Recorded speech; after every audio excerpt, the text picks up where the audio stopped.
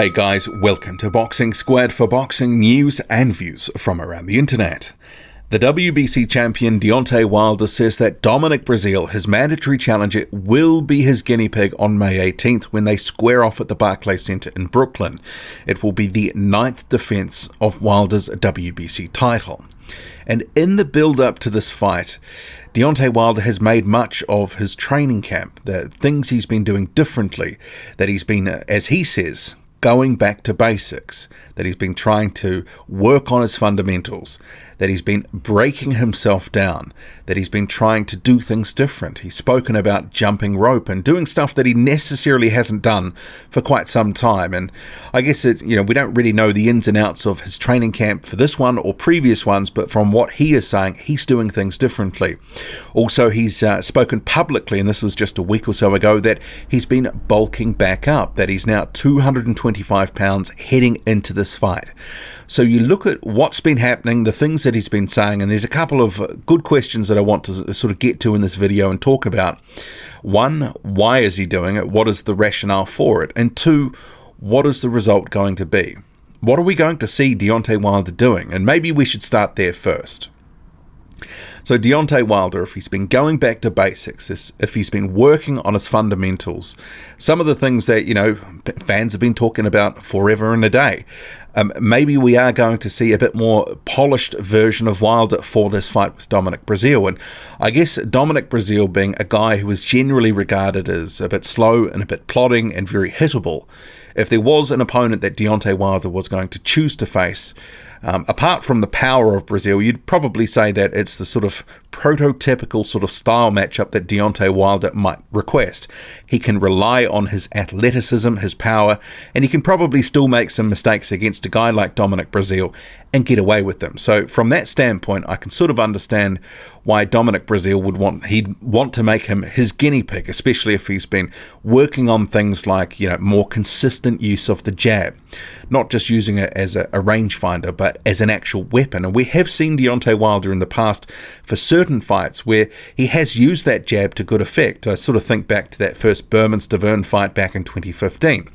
Heading into that fight, obviously, some of the concern around Wilder was that he was a bit, erratic and wild swinging, and obviously some of that's never gone away, and it's sort of fight to fight depending on how he's chosen to fight. And I think some of the way that he devolves in there when he gets a fighter hurt, that has, exaggerates the way that people think about him to some extent. But that Berman-Stavern fight, for example, he was taking the distance, but it was a very measured performance, and he was using the jab, and he was relying on some fundamentals as opposed to, just waiting for an opportunity to land one punch. And he did land that right hand a number of times in that fight, but Berman-Stavern held up to it. But Wilder used his reach, used the jab. It was a weapon in that fight. It was a scoring punch. And I guess against a guy like Dominic Breazeale, who's also 6'7", Wilder will be looking him directly in the eye. He's got a couple of inches on Breazeale in terms of reach. If he can use that jab effectively, it will be a good punch for Wilder in this fight. And if he's going back to basics, starting with the jab, you would think that would be key. And one of the things, I guess, with Deontay Wilder, he's got very quick feet. He's very athletic, very nimble. He can sort of, come in and out of range very quickly. And if he has been working on fundamentals, footwork would be another place that I'd hope that he's been spending some time, because obviously Wilder in fights, through some of the over-eagerness to land a big punch, he often finds himself out of position or off balance. And, if he's fighting Breazeale, who's a bit more of a stationary target to some extent, a bit easier to hit, maybe he doesn't have to have some of the exaggerated movements that we see sometimes with some of his work. So Deontay Wilder, I think starting with the jab, and if he can get some decent footwork, improvements going along, we will notice that pretty quickly in the fight. It's going to be pretty obvious pretty early on if he is actually technically better, because just to the eye test, we'll be able to pick that up pretty easily. But I guess it is one of these sort of situations where I still expect it to be similar to maybe the Luis Ortiz fight to some extent. I think because the way that he's been pitching this, even though he says he's going to hurt Breazeale badly and really put a beating on him, I think there will be an early feeling out period. I think he will be aware that Dominic Breazeale, as a counter puncher and a puncher in general, can actually crack and potentially hurt him. So I don't think he'll just recklessly go in there like he did against Stiverne at the end of 2017 and just try to wreck him in the first round.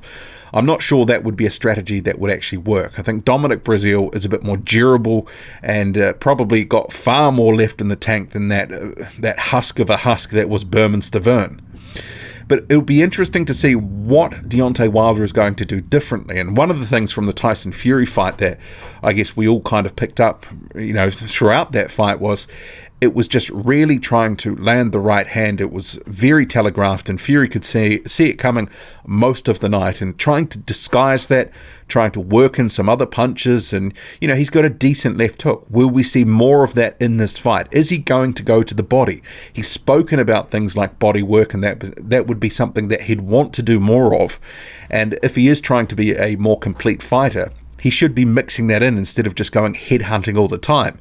And Dominic Breazeale, who is very open to being hit, can be hit and hurt to the body. Izu Agono, in that fight with Breazeale in February 2017, which was on Deontay Wilder's undercard for that Gerald Washington fight, if he saw that fight, he will know that Breazeale, wide open to being hit, and he can being hurt. He was really feeling the power of some of those body shots from Izu Agono. And I guess the other question to come to is the why now? Deontay Wilder has been in the sport for some considerable time. He's been a pro 10 years, and he was an amateur a few years before that. So he's been in the game best part of 13 or 14 years. 33 now, entered boxing, walked into a gym when he was 19 years old. Sure, he came to the sport late, but for a guy who's been in the sport for so long, his technical ability, it is still, he looks like a raw fighter in some regards sometimes. He's a bit more sloppy than you would expect for a guy who is at an elite level, who's that advanced in his career. Wilder is coming to back end of his championship career. He might have a couple of years at the top, sort of max. I mean, we have to consider there are things like his body, the injury history that are factors here. As his athleticism fades, he's not going to have that to fall back on. And let's face it, the right hand and his athleticism and his ability to sort of just get out of the way of punches most of the time, that's been massive in his career. His defense is actually underrated, but he relies on that athleticism hugely. And as he ages, the athleticism starts to fade away and his body starts to betray him. And we're already seeing signs of that. He's already admitted multiple surgeries on his right arm / hand. I think he said 7 surgeries since he was a professional. There's going to come a point where the athleticism is going to ebb away and he just has his skills to fall back on. And at the point that he is not as athletic, and if he has issues with his hands or his right arm in general, he becomes a much more vulnerable fighter. It shouldn't be underestimated. A guy in his prime, how good they can be, but if you come off 10 or 20% in terms of athleticism or something like that, you're talking such small margins in the sport, then obviously he can become a much more beatable fighter. So with this whole push to increase his skill base and to go back to basics, as he says, break himself down, and he's been bulking back up to a higher weight, I mean, some of that you have to ask yourself, is that for the longevity of his career? To try rely on more skills down the line. And I guess the other thing tied into that is if he is going to work on these things and get better, there's probably the plan in place that for the next year or so, he's looking to go through guys like Luis Ortiz, Adam Kovnarski, for example, ultimately building to fights like a Tyson Fury rematch and an Anthony Joshua undisputed fight, potentially. He's eyeing a big fight down the line. I think many of us would expect or predict that he's likely to get past a Luis Ortiz or potentially an Adam Kovnarski. There's no guarantees, but with this sort of trajectory, where he's building to, he probably will need a few more solid fundamentals, because in that first fight against Tyson Fury, for the most part, he was outboxed and Fury was making him hit fresh air most of the night. He looked decidedly average.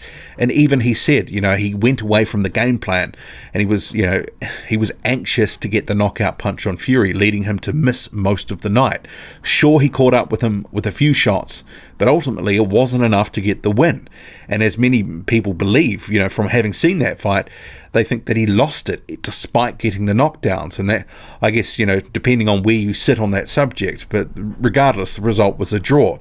So I think he wants to be better ahead of some of these bigger fights that are coming up, but some of it could also be for the longevity of his career, because if he continues to be at the elite level for some time and the athleticism starts to fade, he's going to have to rely on his skills, and if his skill base isn't something that he's exactly noted for, then it could spell trouble down the line. It's hard to know how long will this guy be at the top of the division. He's already been champion for a long time. 4 years is a long time. He's been pro since the end of 2008, so that's 10 and a half years or so.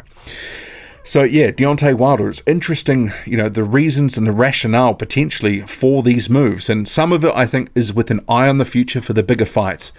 But also, he knows that he has to be better, and if his body is breaking down to some extent, and he's having that sort of, I need to be better in other aspects to make up for that, I could fully understand the reasons for that. So he's been a little bit opaque on the why, but he says he has invested in himself. He's been doing more stuff on basic skill work than he has previously. So it's interesting. What do you make of it all?